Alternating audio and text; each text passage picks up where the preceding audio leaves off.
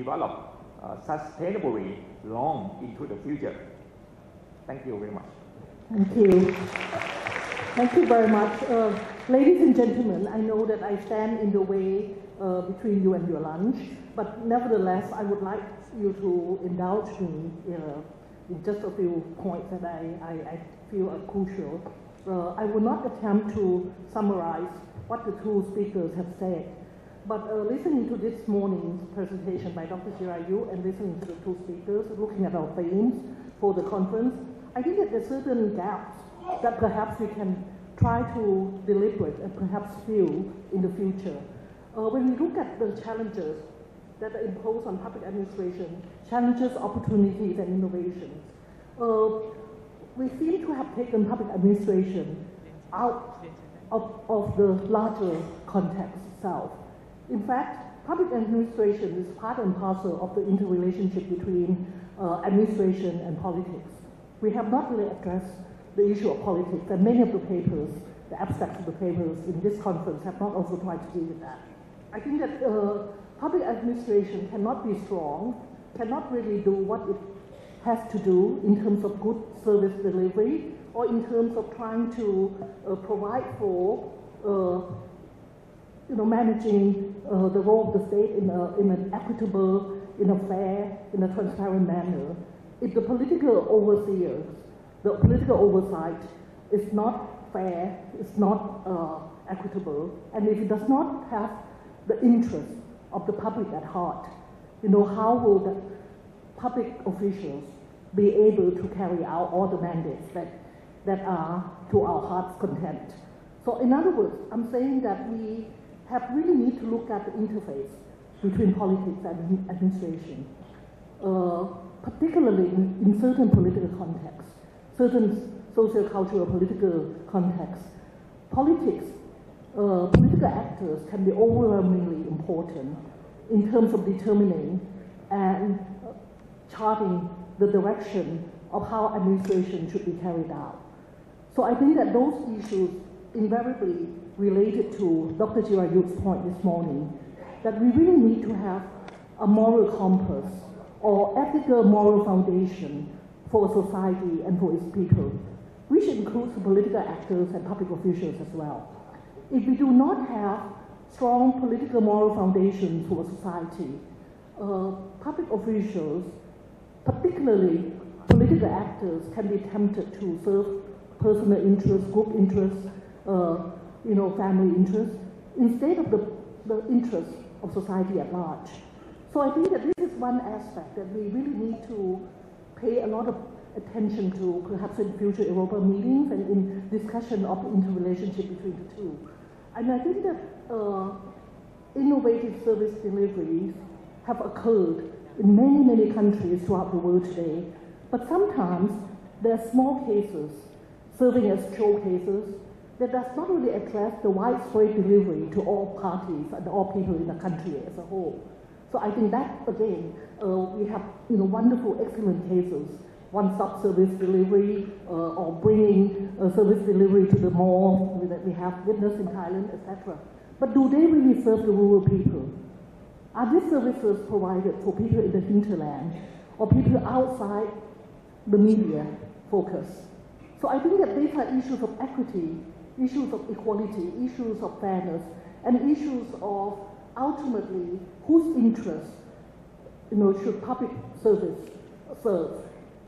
And invariably it goes back to the mindset and values of public servants.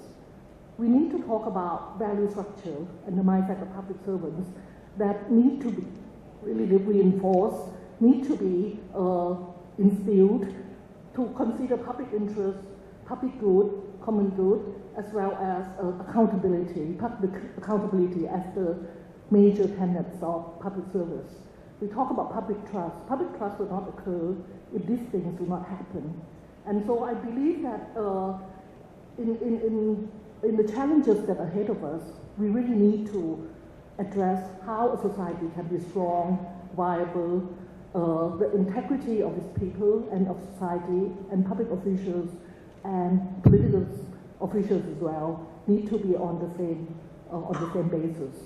So So I'll project it, and maybe you can think about it for future deliberations. I would like you to help me thank our two speakers, and then we can have lunch. Thank you very much.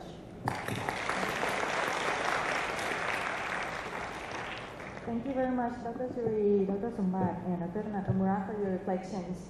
Just a little bit before lunch, next on the agenda, we will have the 23rd General Assembly business meeting. We would like to invite Dr. Orlando to preside over the meeting for the elections of the President and Vice President. Thank you.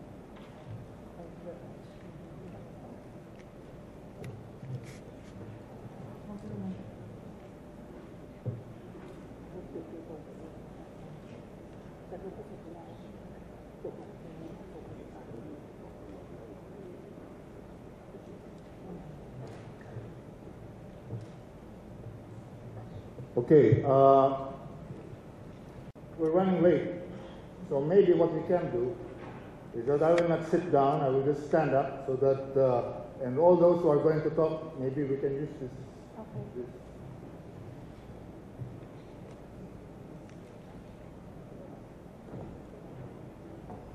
My training is television, and when you're running out of time, you're going to be off the air. So for us to be able to finish our business meeting very quickly, I would like first to say all of our reports are going to be done here on the podium, standing up, no sitting down. Everybody has to be brief, okay? Now, one of the requirements under the Constitution of Europa is that we are supposed to elect a president of our General Assembly, 23rd General Assembly. We had a meeting yesterday. We were able to elect the vice presidents, but traditionally, the president of the General Assembly comes from the organization that is hosting the meeting. And unless there are no objections, and I would like to consult the body, we are going to announce that the candidate for president is Dr. Songbat Tamrong Tan Yabong of NIDA. Are there any objections? None. Absolutely none. Mr. President, you are now here to take over the proceedings. Congratulations.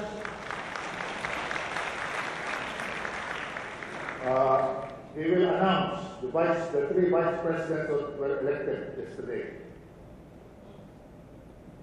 Now we have, Mr. President, would you like to make a short statement?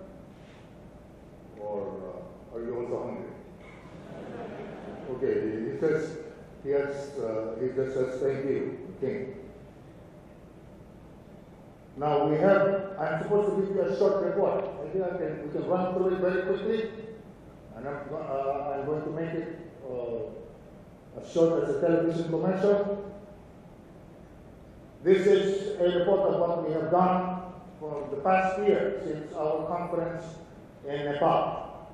And we have said that 2011 was the year of transition.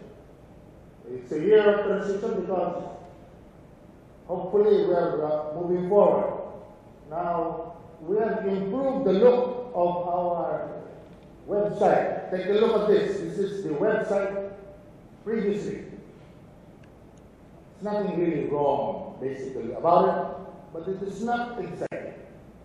So we tried to put some excitement into it, but we still didn't want to remove everything out of the 50-year history. So this is how it looks now. Okay. This is www.europa.org.ph. Now sometimes if you log in, you get into a pornographic website of Europa. Please do not stay there.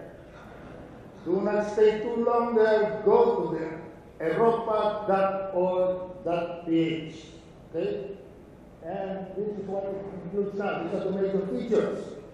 We have a forum, a blog, photo features, links to resources, etc. In other words, we have expanded it. You can see the picture of Dr. Nakamura because we have a new innovation here. This is the okay. Anyway, Dr. Nakamura's face is there because we have, and we wanted to participate here. This is our experts and practitioners. We have EXP, and under this EXP, okay, all members are eligible to be part of it. What we want to do here is, this is operationalized already. We want to announce to the world, international organizations,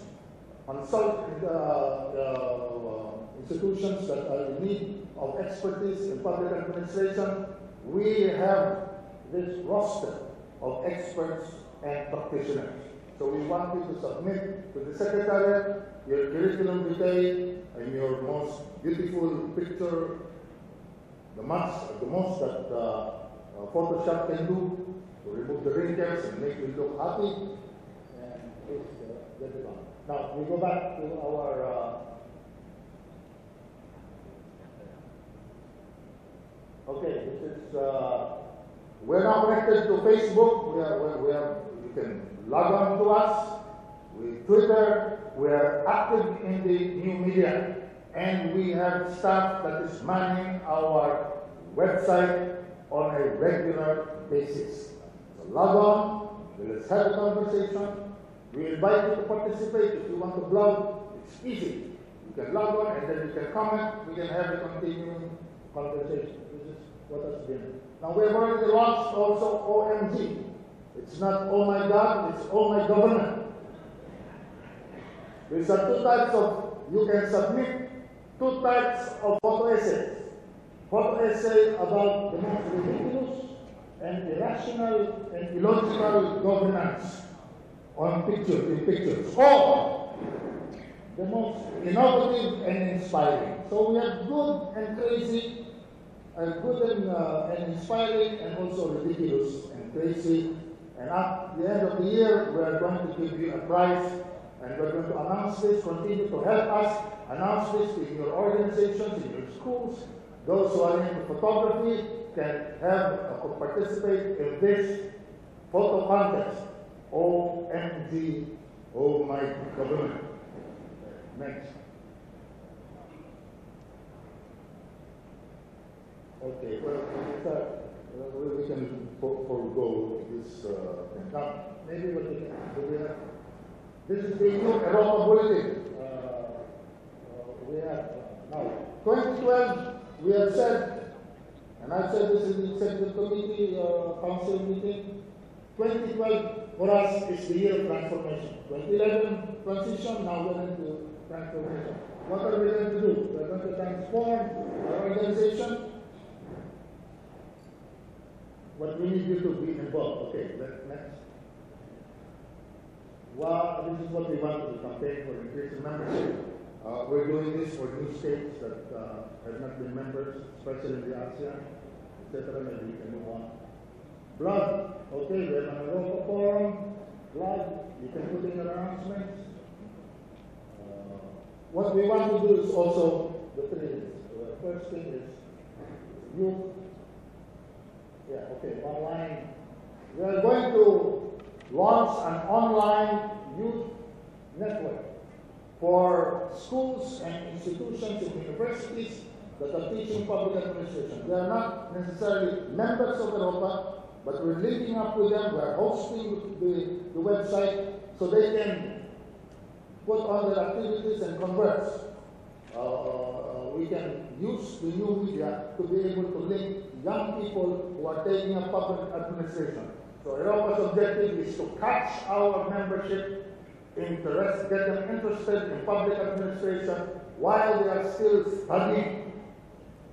They have the familiarity of the existence of Europa, and hopefully when they are already in government, they will already be familiar with our organization and the network. Now, the next thing is that we have, and we're borrowing this idea from IPAC, the Institute of Public Administration of Canada. They have an interesting reward system for outstanding young practitioners. The definition